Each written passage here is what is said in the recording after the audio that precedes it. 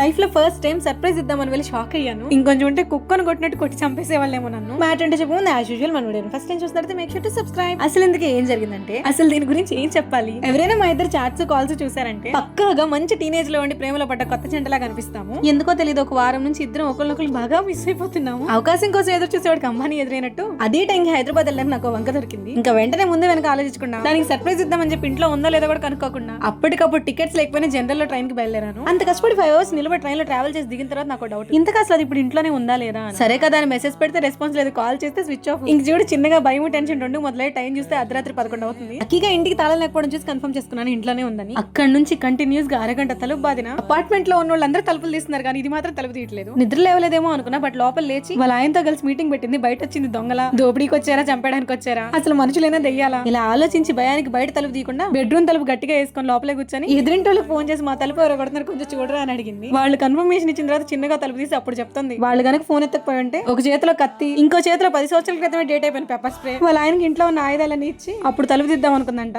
కానీ పాపం మనం ఇచ్చిన సర్ప్రైజ్ కి షాక్ ఏమో గానీ లైఫ్ లో మళ్ళీ సర్ప్రైజ్ అంటే మాత్రం భయపడేలా చేసాము. అసలు ఇందుకు తను ఎవరో ఎలా ఫీల్ నెక్స్ట్ వీడియో పోస్ట్ చేస్తాను. అంతవరకు వీడియో లైక్ చేసి షేర్ చేసుకోండి, సబ్స్క్రైబ్ చేసుకోండి అసలు మర్చిపోకండి. ఉంటాము. Surprise success.